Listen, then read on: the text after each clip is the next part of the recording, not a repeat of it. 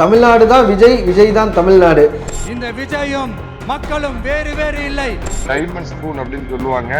கஷ்ட நஷ்டம் ஏதாவது விஜய்க்கு தெரியுமா?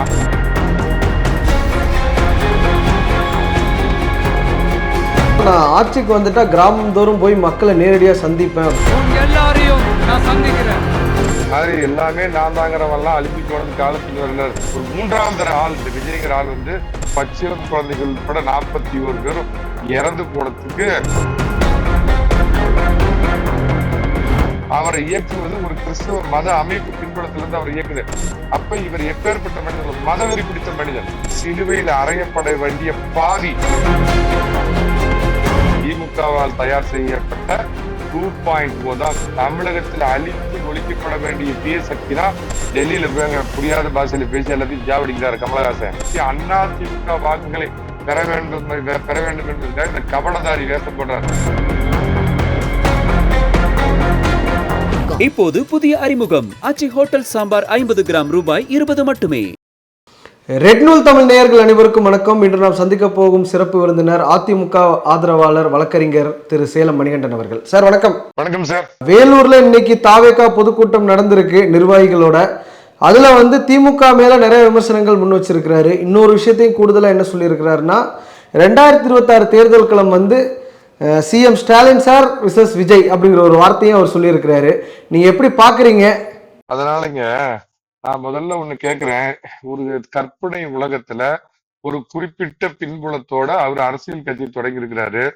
திரு எம்ஜி திரைத்துறையில இருந்து வந்த திரு எம்ஜி ராமச்சந்திரனோ இல்ல மற்ற திரு NT ராமராவ் போன்றவர்கள்லாம் வறுமைனா என்னன்னு பார்த்து அரசியல் NT ராமராவை விட்டுருங்க, அவரு பிரைட் ஆஃப் ஆந்திரா அப்படின்னு அன்னைக்கு அஞ்சியாவுக்கு ஏற்பட்ட அந்த அசிங்கத்தினால உடனடியாக அரசியல் களத்துல வந்தார்.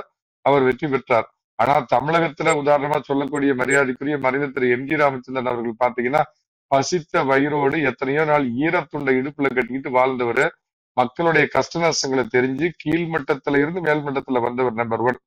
கருணாநிதி ஏதோ ஒரு ரயில் ஏறி வந்தாருன்னு சொல்லுவாங்க, பட் விட்டுருங்க. அவரும் வறுமை கஷ்டம் என்னென்னலாம் பார்த்துட்டு தான் பிற்காலத்துல கொள்ளையடிச்சாரு. இவருக்கு ஏதாவது கஷ்டம் நஷ்டம்னா ஏதாவது தெரியுமா? பான் வித் சில்வர் ஸ்பூன் சொல்லுவாங்க. அவங்க அப்பா S.A. சந்திரசேகர் அந்த காலத்திலேயே மிகப்பெரிய director. Porn with diamond spoon அப்படின்னு சொல்லுவாங்க. கஷ்டம்னா என்னன்னு தெரியாது, மக்களுடைய வயிற்றுப்பாடுனா என்னன்னு தெரியாது, ரேஷன் கடை அப்படின்னு ஒண்ணு இருக்குதா அப்படின்னு ஒரு நடைமுறை இருக்குதுங்கிறது தெரியாது, இந்த ரேஷன் கடையில் என்னென்ன பொருட்கள் போடுவாங்க அப்படின்னு எதுவுமே தெரியாம நான் திரைத்துறையில இவ்வளவு உயரிய சம்பளம் வாங்கினேன் அதெல்லாம் விட்டுட்டு திடீர்னு அரசியலுக்கு இவர் வந்துட்டேன் அப்படிங்கிறது எந்த மடையனாவது இதை ஏத்துக்குவாங்களா? நம்பர் 1. 2வது, நான் ஆரம்பம் முதலே நான் ஜாலியன் வாலாபாக், தமிழகத்தின் ஜாலியன் வாலாபாக்னு சொல்ற கரூர் துன்பியல் சம்பவத்துல சில பேர் இந்த அரசாங்கத்து மேல என்னங்க தப்பு இருக்குது, அரசாங்கம் எந்த தவறும் பண்ணல, முழுக்க முழுக்க ஜோசப் விஜய் தான் பண்ணலாம் அப்படின்னாங்க. சில பேர் என்ன பண்ணாங்கன்னா அப்படியே ஜோசப் விஜய் தான் குற்றஞ்சாட்டு சொன்னாங்க. நான் தான் கேட்டேன், எடப்பாடி பழனிசாமி அரசாங்கம் இருந்தா இந்த 200 ரூபா வாங்கிட்டு முட்டு கொடுக்குற ஊப்பிங்க இதே மாதிரி பேசியிருப்பீங்களா? இந்த 41 பேர் 11 பச்சிளம் குழந்தைகள் உட்பட 41 பேரும் இறந்து போனதுக்கு குற்றவாளி சிலுவையில் அறையப்பட வேண்டிய பாவி. முதல் பாவி ஜோசப் விஜய், 2வது பாவி ஜோசப் ஸ்டாலின். ஆரம்பத்துல இருந்தே 2 பேர்த்தையும் அரசாங்கத்தையும் விஜயம் குற்றம் சொல்லிட்டு வர ஒரே ஆள் நான் தான். அதிமுகவே இது தவறு செய்தது. இந்த ஓடி ஒளிஞ்சு போன ஒரு மூன்றாம் தர ஆள் இந்த விஜய்ங்கிற ஆள் 41 பேர் இறந்த உடனே தனி பிளைட்டை பிடிச்சி ஓடி போய் 71 நாள் பனையூர் பங்களாவில போய் குழியில பதுங்கி இருந்தவன். அவனுக்கு உயிர் தண்ணி கொடுத்த திரு எடப்பாடி பழனிசாமி அவர்கள். எடப்பாடி பழனிசாமி பண்ண ஒரு வரலாற்று பிழை அது. எப்படி தம்பி வா தலைமை ஏற்கவா அப்படின்னு அண்ணா அவர்களுக்கு பின்னாடி அழைக்கப்பட்ட திரு நெடுஞ்செழியன் அவர் அந்த ஃபீல்டுல இருந்தே நகர்த்தி எம்ஜிஆர் மூலமா தனக்கு இருந்த நட்பை பயன்படுத்தி நரித்தனம்லாம் பண்ணி அந்த இடத்துக்கு கருணாநிதி உட்கார்ந்ததுக்கு எப்படி தான் தவறுக்கு துணை போகிறோம் என்று தெரியாமலே அன்று புரட்சி தலைவர் துணை போய் ஒரு வரலாற்று தவறு பண்ணாரோ அந்த மாதிரி திரு எடப்பாடி பழனிசாமி நாளே 41 பேர் இந்த பரிதாபமா இறந்து போனதுக்கு இந்த கொடூர இந்த ஸ்டாலின் அரசாங்கம் காரணம். நீ உன்னை ஏதோ புரட்சி தலைவர் நினைச்சுக்கிட்டு 6 மணி நேரம் 7 மணி நேரம் லேட்டா லைட் ஆஃப் பண்ணி போட்டு நீ காமிச்ச சீரும் காரணம் தான் படுபாவி அப்படின்னு எடப்பாடி பழனிசாமி அன்னைக்கே சொல்லியிருந்தாருன்னா இனி தலையெடுத்திருக்க மாட்டான் இந்த விஜய் அப்படிங்கிற இந்த மூன்றாம் தர சக்தி. ஆனா திரு எடப்பாடி பழனிசாமி பண்ண தவறு உயிர் தண்ணி ஊத்தி கொடுத்தாரு. அது எல்லா அரசியல்வாதிகளும் எதிர்பார்க்கிற மாதிரி ஒரு வேளை கூட்டணிக்கு வந்தா நல்லது அப்படிங்கிற அடிப்படையில பேசிக்கலாம். பட் இப்பயாவது அதை புரிஞ்சுக்கிட்டு உண்மையா திரு எடப்பாடி பழனிசாமி அவர்கள் உறக்க பேசிக்கிட்டு வர சார். நான் கேட்கறது, நீ அவங்கள துக்கம் விசாரிக்கிறதுக்கு கூட்டு நீ விசாரிச்ச அதெல்லாம் கூட விடுங்க சார். நான் அந்த கேள்வி எழுப்பல சார். நீ என்ன பண்ணிருக்கணும்? அந்த நிகழ்வு நடந்து 11 பச்சிலம் குழந்தைகள் உட்பட 41 பேர் செத்து போனாங்களா? தமிழக மக்கள் முன்னாடி கை கூப்பி, ஐயோ என்னை பார்ப்பதற்கு, என் முகத்தை பார்ப்பதற்கு, என் பேச்சை கேட்பதற்கோ, என்ன கருமாந்திரத்துக்கோ வந்து இந்த 41 பேர் அநியாயமா செத்ததுக்கு தார்மீக பொறுப்பேற்றுக் கொள்கிறேன். தமிழக மக்களே என்னை மன்னித்து விடுங்கள். நாளைக்கு நீதிமன்றத்திலேயோ இல்ல வழக்கு விஷயத்திலேயோ என்ன மாதிரி தீர்ப்புகள் வேணாலும் வரணும். நான் ஒரு மனிதன், அதுவும் அன்பை போதிக்கின்ற கிறிஸ்துவ மதத்தைச் சேர்ந்த ஜோசப் விஜய் ஆகிய நான் உங்கள் முன்னாடி நான் வந்து மண்டியிட்டு மன்றாடி மன்னிப்பு கேட்கிறேன். அதே மாதிரி அப்ப என்ன சொன்னாரு, யாரும் தீபாவளி கொண்டாடாதீங்க, துக்கத்துல இருக்கிறோம். சரிப்பா, தீபாவளி கொண்டாடல. அதற்கப்புறம் என்ன சொன்னாரு, தமிழர் பண்டிகை அப்படின்னு சொல்லக்கூடிய பொங்கல் அவர் கொண்டாடி ஏதாவது நீங்க சோசியல் மீடியால வெளியிட்டு பாத்தீங்களா? ஆனா கரெக்டா கிறிஸ்துமஸ் அன்னைக்கு ஆனா சிபிஐல வந்து சிபிஐல இருந்து எனக்கு பொங்கல் கொண்டாடுறதுக்காக இன்னொரு நாள் விசாரணை தள்ளி வச்சுக்கங்கன்னு கோரிக்கை எழுப்பினதெல்லாம் செய்திகள்ல நம்ம பார்க்க தள்ளி வச்சுட்டு வந்து பொங்கல் கொண்டாடிய மாதிரி எந்த கட்சியும் நம்ம பார்க்கல. தம்பி, லெட் மீ பினிஷ். நான் 3 விஷயத்தை தொடர்பு படுத்தி கேட்கிறேன். முதல் விஷயம், இந்துக்களுடைய புனித பண்டிகை தீபாவளியை கொண்டாட வேண்டாம், துக்கம் அனுசரிங்கன்னு ஒரு கிறிஸ்துவ விஜய் இந்துக்களுக்கு எல்லாத்துக்கும் அட்வைஸ் பண்ணார், தன்னுடைய ரசிகர்களுக்கு பண்ணார். ரைட், அவரும் கொண்டாடல, விட்டுருவோம். அடுத்தது தமிழர்கள் பண்டிகையே சிபிஐக்கு எனக்கு டைம் கொடுங்க, நான் பண்டிகைக்கு போகணும்னார அவர் பொங்கல் வைத்து கொண்டாடினதா ஏதாவது அவரோட யூடியூப்லயோ இல்ல பேஸ்புக்லயோ ட்விட்டர்லயோ நீங்க பாத்தீங்களா? என்னுடைய கேள்வி நம்பர் 2. ஆனால் கிறிஸ்துமஸ் அன்னைக்கு மட்டும் மிகச்சரியா போய் கிறிஸ்துமஸ் பண்டிகை கொண்டாடினார். அப்ப இவர் எப்பேற்பட்ட மனிதன்? ஒரு மதவெறி பிடித்த மனிதன். அவரை இயக்குவது ஒரு கிறிஸ்துவ மத அமைப்பு பின்புலத்திலிருந்து அவரை இயக்குது. அந்த கூட இருக்கிறதெல்லாம் பாருங்க, கூட இருக்கிற ஆளுங்கள்லாம் அந்த ஜான் ஆரோக்கியசாமி இவர் கூட இருக்கிறதெல்லாம் வந்து பாத்தீங்க அப்படின்னா லயோலா குரூப் தான் இவர் பின்னாடி இருந்து இயக்குறது எல்லாமே காரணம். நான் இன்னைக்கு தான் அவரோட ஸ்பீச் கேட்ட தம்பி. வேலூர்ல இருந்து அவர் சொல்றாரு, தூய ஆட்சி கொடுத்தவர் காமராஜர். நிச்சயமா மறுப்பதற்கு இல்ல. யாரையோ காரணம் சொல்லுவாங்க. நான் இன்னைக்கு வெள்ளை சட்டை போட்டு உட்கார்ந்து இருக்கிறதுக்கும் நீங்க இந்த மாதிரி உட்கார்ந்து கேள்வி கேட்கிற அளவுக்கு உங்களுக்கு படிப்பறிவு ஊட்டி வச்சவர். குடிக்கிற சாலையை திறக்காம படிக்கிற சாலையை திறந்து வச்ச காமராஜர்னு ஊர் உலகமே தெரியும். அது எல்லாத்துக்குமே தெரியும். புரட்சி தலைவரை சொல்றேன், அவர் காலத்துல கஷ்டப்பட்டதுனாலதான் சத்துணவு கொண்டு வந்தாரு. நிறைய வந்து அன்னைக்கு இன்ஜினியரிங் காலேஜ் எல்லாமே வந்தது. அதையும் நான் வந்து மறுக்கல.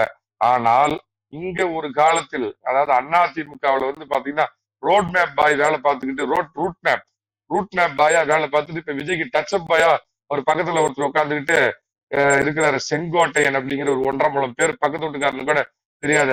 இதை சொல்லிட்டு அந்த இடத்துல அருமையா பாத்தீங்கன்னா மரியாதைக்குரிய ஜெயலலிதா வந்து அவர் தவிர்க்கிறார் அந்த பேரை. காமராஜரை சொல்றாரு, புரட்சி தலைவரை சொல்றாரு. திமுக எதிரி, அவன் எந்த நல்லதும் பண்ணல, அதில் நானும் ஏத்துக்கிறேன். ஆனால் அதே அதிமுகவை ஆரம்பித்த புரட்சி தலைவரை வந்து புகழ்ந்து சொல்லிட்டு அதிமுகவுடைய உச்சபட்ச வளர்ச்சி, அதே மாதிரி ஜெயலலிதா அம்மாவுடைய எதிர்ப்பாளர்கள் கூட ஏத்துக்கக்கூடிய தொட்டில் குழந்தை திட்டம், குழந்தைகளுக்கு லேப்டாப் திட்டம், ஸ்கூலுக்கு போற பொம்பளை பிள்ளைகளுக்கு சைக்கிள் திட்டம், இந்த மாதிரி இவ்வளவு நல்ல திட்டங்களை கொண்டு வந்தாங்க. எல்லாத்துக்கும் மேல பொட்டி வாங்கிட்டு பூவான வீரமணி, அந்த வீரமணியே பாத்தீங்கன்னா 69% இடஒதுக்கீடு உறுதி பண்ணதுக்காக சமூக பொட்டி வாங்காம சமூக நீதி காத்த வீராங்கனை அப்படின்னு அவங்க எதிர்த்தரப்பாலேயே பாராட்டு பத்திரம் கிடைக்கப்பட்ட ஜெயலலிதா அம்மா பேரை மட்டும் தவிர்க்கலையே. அப்ப என்ன சொல்ல வரான் விஜய்? இது இந்த பக்கத்துல உட்காந்து இன்னைக்கு டச்சப் பாய் வேலை பார்த்துட்டு இருக்கிறாருல, செங்கோட்டைன்னு 1.5 முழம் பேரு, அந்த குள்ளம்பாளையங்கிற ஊரை தாண்டி வெளியே தெரியாத 1.5 முழம் பேர் வச்சுட்டு இந்த கட்சிக்கு துரோகம் பண்ணிட்டு இப்ப விஜய்க்கு இங்க ரூட் மேப் பாயா இருந்துட்டு விஜய்க்கு டச்சப் பாயா உட்கார்ந்து இருக்கிறார, அவர்கிட்ட அவசியமா ஒரு இன்டர்வியூ கேளுங்க. அது எவ்வளவு பெரிய ஒரு சூதகத்தனம் பாருங்க. எம்ஜிஆர் ஏத்துக்குவாரா, பெருந்தலைவர் காமராஜர் ஏத்துக்குவாரா, ஆனா அந்த இடத்துல அம்மாவை மட்டும் அவர் தனிமைப்படுத்தி அதிமுக வாக்குகளை பெற வேண்டும் என்பதற்காக இந்த கபடதாரி வேஷம் போடுறார். இவர் வந்து தூய சக்தியா. அப்புறம் BMW car, Lexus car, Rolls Royce car எல்லாம் வாங்கிட்டு, ஆனா அது கவர்மெண்ட் கட்டுற வரியை மட்டும் கட்ட மாட்டேன்னு கோர்ட்ல போய் உன்னை கோர்ட்ல வந்து காலில் போடுறதுல அடிக்கிறத விட மோசமா கோர்ட்ல கேள்வி கேட்டாங்களே. இவர் தான் வந்து அப்படியே தூயவனா இவரு, தேவ தூதனா இவரு. தமிழகத்துல அழித்து ஒழிக்கப்பட வேண்டிய தீய சக்தினா வளர்ந்து நிக்கிற திமுகவை அடியோடு வீழ்த்தணும். வளர்ந்து கொண்டிருக்கிற தீய சக்தியான இந்த விஜயகர கட்சியை ஆட்சி தூக்கி அளிக்கணும். கரூர் விஷயத்துல மனசாட்சி இல்லாம என் மீது குற்றம் சுமத்துறாங்க அப்படிங்கிற ஒரு வாதத்தை முன்வைக்கிறாரு. ஆனா நீங்களும் சொல்றீங்க அதற்கு காரணமே விஜய் அவர்கள் தான் அப்படின்னு, அதிமுக செய்தது பிழை அப்படின்னு. ஆனா இன்னைக்கு அவர் பதில் கொடுக்கிற விதமா இதை சொல்றாரு. மனசாட்சியே இல்லாம என் மேல தூக்கி நீங்க பழிய போட்டீங்களே சிஎம் சார் அப்படிங்கிற ஒரு வார்த்தையை அவரும் சொல்றாரு. முன்ன பார்க்க செத்து போனான தமிழக மக்கள் முன்னாடி கை கூப்பி என்னை பார்க்க இந்த மாதிரி ஒரு துன்பியல் சம்பவம், துயரியல் சம்பவம் நடந்தது. தமிழக மக்களே என்னை மன்னித்துக் கொள்ளுங்கள், என் மனசாட்சி என்ன குத்துது, நான் குற்றமற்றவன், இது திமுக தான் சதி பண்ணிருக்குன்னு கூட சொல்லு, ஆனால் நான் இதற்கு எது குற்றம் செய்யல, ஆனா என் மனசாட்சி எனக்கு குத்துது. அதை பத்தி ஒரு குற்றவுணர்ச்சியும் இல்லாம இவர் வர்றதுலயே பாத்தீங்கன்னா 3 பண்டிகையில ஒரு தமிழன் அடையாளம் காமிச்சுக்கிற பண்டிகை கொண்டாட மாட்டாரா, இந்துக்கள் பண்டிகை கொண்டாட வேணாம்னு சொல்லுவாரா, இவர் எந்த மதத்தை தூக்கி பிடிக்கிறாரோ, எவன் பின்னாடி இருந்து நிதி கொடுத்து இங்க ஒரு கிறிஸ்தவ ஸ்டேட்டை அதை மாத்தணும்னு முயற்சி பண்றானோ அந்த கிறிஸ்துமஸ மட்டும் போய் இவர் கொண்டாடுவாரு. அப்புறம் நான் ஒண்ணு கேக்குறேன், அந்த என்ன 50 தலைவர்களா, அதுல என்ன அயோக்கியத்தனம் எல்லாத்துலயும் எடுத்து ஒண்ணு போடுறது. அதுல தேவர் சமுதாயத்தை, தேவரின மக்கள் சமுதாயத்தை பாத்தீங்க அப்படின்னா வீர வேலுமங்கை நாச்சியம்மாளோட இதை வச்சிருப்பாரு. ஆனா அந்த இடத்துல அவங்க போற்றுதலுக்குரிய சுதந்திர போராட்ட வீரர் காமராஜருக்கு சமகால அரசியல்வாதியை ஒரு தலைவரா வச்சிருக்கிறப்ப, காமராஜருக்கு முந்தைய அதே சமகாலத்தில் வாழ்ந்த பசும்பொன் ஐயாவில நீ இந்த பக்கம் வைக்கணும். அதெல்லாம் எவ்வளவு பெரிய ஏமாத்துக்காரன்னு பாருங்க. ஏன்னா பசும்பொன் ஐயாவை வச்சோன்னா, பசும்பொன் ஐயா ஒரு வாழ்ந்து மறைந்த சித்தர். அவர் இன்னும் மறையல, தமிழகத்தில் வாழ்ந்து கொண்டிருக்கிற ஒரு சித்தர். தேசியமும் தெய்வீகம் எனது கண்கள் வாழ்ந்தவர். ஆனா சில நொல்ல கண்ணனுங்க அவரை ஒரு சாதிய வழியா பார்ப்பாங்க. அதனால அவர் படத்தை கொண்டு வச்சோம்னா தென் மாவட்டங்கள்ல இருக்கிற இன்னொரு சாதியோட ஓட்டு நமக்கு வராம போயிரும். அப்படிங்கிறதுக்காகத்தான் பாத்தீங்க அப்படின்னா பசும்பொன் ஐயா போட்டோவை தவிர்த்துட்டு சுதந்திர போராட்ட வீராங்கனை அப்படின்னு வேலுநாச்சியார் வச்சிருக்கிற எல்லாத்துலயும் கருணாநிதியாவது விடுங்க சார். அவர் 50, 60 ஆண்டு 70 ஆண்டுகளுக்கு மேல ஒரு பொது வாழ்க்கையில் இருந்தாரு. அரசியல் கட்சி தன்னை சுத்தி அரசியல் சூழல்ல மாதிரி நடந்துகிட்டாரு. வாரிசுன்னு சொன்னா கூட மு.க. ஸ்டாலின் ஒரு 40 வருஷம் அரசியல் இருந்திருக்கிறாரு. இவர் எங்காலும் கேட்க வேண்டாம், எடப்பாடி பழனிசாமி கேட்க வேண்டாம், கோமணம் கட்டின விவசாயி. இப்ப 10 நாளைக்கு முன்னாடி தஞ்சாவூர்ல ஏதோ பிரச்சனை அன்றாயிரம் தெரிய வேட்டியை கட்டிட்டு போய் இறங்கி போய் பாக்குற அந்த மாதிரி கீழ் மட்டத்துல இருந்து வந்தவர் திரு எடப்பாடி பழனிசாமி. கஷ்ட நஷ்டம் ஏதாவது விஜய்க்கு தெரியுமா? நீங்க எதையாவது அதை பார்த்திருக்கிறியா? அவங்களோட பல்ஸ் தெரியுமா? மக்களுடைய அன்றாட தேவை என்ன, மக்களுடைய பிரச்சனை ஏதாவது தெரியுமா? எதை தீர்ப்பதற்காக நீ அரசியலுக்கு வர்ற, எதற்காக நீ அரசியலுக்கு வர்ற, அதை அவர் சொல்லுங்க. அவர் கொள்கை என்ன எல்லாமே ஒரே நிமிஷம் முடிச்சிடுறேன். அவருடைய கொள்கை எல்லாமே இருமொழி கொள்கைய நாங்க ஏத்துக்குவோம், மும்மொழி கொள்கையை ஏத்துக்க மாட்டோம். ஹிந்தி எதிர்ப்பு, நீட் எதிர்ப்பு, எஸ்ஐஆர் எதிர்ப்பு, எல்லாம் திமுக என்ன சொல்றானோ அதெல்லாம் நானே பண்ணுவேனா. ஆனா அசல் உன்னோட வீரியமா எதுக்குற மாதிரி ஆக்டிங் வர்றான். அண்டர்லைன் த பாயிண்ட், ஆக்டிங் வர்றான். அவனுக்கே ஓட்டு போட்டு போறாங்க, உனக்கு எதுக்கு ஓட்டு போடணும்? அவன் வச்சிருக்கிறதெல்லாம் உன்னோட கொள்கைனா உனக்கு எதுக்காக மக்கள் ஓட்டு போட போறாங்க? இன்னொரு விஷயத்த சொல்லியிருக்கிறாரு, என்னன்னா நான் ஆட்சிக்கு வந்துட்டா கிராமம் தோறும் போய் மக்களை நேரடியாக சந்திப்பேன் அப்படின்னு. என்ன சொல்ல வர்றாரு? பிரச்சாரம் பண்ண மாட்டேன்னு சொல்ல வர்றாரா? நீங்க எப்படி புரிஞ்சுக்கிறீங்க? உண்மையாலுமே நீ ஒரு மக்கள் தொண்டனா இருந்தீங்கன்னா ஒரு 10 மீட்டிங்கு நீ போனீங்கன்னா இந்த மாதிரி கூட்டம்லாம் வராது. அவன் மேல உள்ள ஈர்ப்பு தன்மை போயிடும். அந்த ஈர்ப்பு தன்மை போயிடக்கூடாதுங்கிறதுக்கு தான் இவன் என்ன பண்றான்னா 2 மாசத்துக்கு ஒரு தடவை வெளியே வர்றது, ஒரு அறிக்கை விடுறது, அப்புறம் எதையாவது ஒரு கூட்டணி போடுறது. அந்த சினிமா தனத்தை சினிமாவில நடிக்கிறத விட்டுட்டு அந்த சினிமா தனத்தை இன்னைக்கு பொதுமக்கள்கிட்டையும் நடிச்சிட்டு இருக்கிறான். 40 வயதுக்கு மேல உள்ள இந்த நாட்டுல இன்னும் நான் வெளிப்படையா சொல்றதுன்னா, கருணாநிதியின் மோசமான ஆட்சி, திருமதி ஜெயலலிதா அவர்களுடைய ஆட்சி, பழனிசாமியுடைய ஆட்சி, ஸ்டாலின் ஆட்சி, இந்த 4 ஆட்சியை பார்த்தவங்க அது 2 பேரும் இன்னைக்கு இல்லாம போயிட்டாங்க. கருணாநிதி இல்ல, மரியாதைக்குரிய அம்மா அவர்கள் 2 பேரும் இல்ல. ஸ்டாலின் வேணுமா பழனிசாமி வேணுமாங்கிறப்ப பழனிசாமி 100% மேல் அப்படின்னு அவருக்கு எல்லாரும் வாக்கு செலுத்துவாங்க. இந்த விஜய் ஒரு டில்டிங் ஃபோர்ஸ், திமுக ஓட்ட பிரிப்பா. இன்னொன்னு சொல்ற, எழுதி வச்சுக்க, இந்த எப்படி 2021 தேர்தலில் என்ன முடிவு பண்ணிட்டீங்களா, இந்த அயோக்கியங்களுக்கு தான் ஓட்டு போட போறீங்களா அப்படின்னு நடிச்சுட்டு போய் இன்னைக்கு அறிவாலயத்துல காக்கி சட்டை போட்டுக்கிட்டு அங்க சலாம் போட்டுக்கிட்டு ஒட்டு மொத்தமா இருந்த கட்சி 4 பேர்த்தையும் அடகு வச்சுட்டு எம்பி ஆயிட்டு டெல்லியில போய் அங்க புரியாத பாஷையில பேசி எல்லாத்தையும் ஜாவடிக்கிறாரு கமலஹாசன். அவர் எப்படி 2021 தேர்தலில் அதிமுக எதிரான ஓட்டை பிரிப்பதற்காக அறிவாலயத்தால் இறக்கி விடப்பட்டாரோ, இந்த தேர்தலில் அதிமுகவிற்கு எதிரான ஓட்டுகளை பிரிப்பதற்காக திமுகவால் தயார் செய்யப்பட்ட 2.0 தான் விஜய். இறுதி கேள்வி சார், இன்னொரு விஷயத்த சொல்றாரு, தமிழ்நாடு தான் விஜய், விஜய் தான் தமிழ்நாடு. சில பேர் களத்தை மாற்றி அமைக்கிறதுக்காக டெல்லிங்கிறாங்க, என்டிஏங்கிறாங்க, வாண்டடா வண்டியில ஏறுறாங்க அப்படின்னு அதிமுக பாஜக கூட்டணியை நோக்கி ஒரு விமர்சனம் வச்சிருக்கிறார் சார். இந்த மாதிரி எல்லாமே நான் தாங்கிறவெல்லாம் அழிஞ்சு போனது காலத்தில் வரலாறு. இந்தியா என்பது இந்திராவே, இந்திரா என்பது இந்தியாவேன்னு ஒரு காலத்துல பாட்டு பாடினாங்க. அதுக்கப்புறம் இந்திரா காந்திக்கு எவ்வளவு பெரிய தோல்வி ஏற்பட்டதுன்னு தெரியும். நீங்க சேலத்துல ஒருத்தர் இருப்பாரு, வீரபாண்டியார் மாவட்டத்திற்கு வருகை தரும் தலைவர்களே வருக வருகன்னு அவருக்கு சேலம் பேரையே மாத்தினானுங்க. சேலம் என்றால் வீரபாண்டியார், வீரபாண்டியார் என்றால் சேலம் அப்படின்னு. அவர் கடைசியில் எங்க இருந்தாருன்னு அதே மாதிரி ஆணவம், நடிகைங்கிற கர்வம், திமிரு, கஷ்டம் தெரியாத தன்மை, பான் வித் சில்வர் ஸ்பூன், பகட்டு வாழ்க்கை, நல்லா பாத்தீங்கன்னா உச்சபட்சமான உலகத்துல இருக்கிற அத்தனை சுகத்தையும் அனுபவிச்சுட்டு மக்களுக்கு முன்னால் வந்து நடிக்கும் இந்த வெற்று அரிதாரம் பூசல் இந்த நடிகனுடைய நடிப்பு எடுபடாது. தோல்வி உறுதி தம்பி விஜய். ஆனா உன்னுடைய மிகப்பெரிய ரசிகனான உன்னை மீண்டும் திரையில பார்ப்பதற்கு தயாரா இருக்கிறேன். போய் சன் பிக்சர்கிட்ட போய் அட்வான்ஸ் வாங்கிக்க, ரெட் ஜெயின் மூவிட்ட அட்வான்ஸ் வாங்கிக்க. ரொம்ப நன்றி சார், இவ்வளவு நேரம் எங்களுக்காக நேரம் தந்து நேர்காணல் அளித்ததற்கு.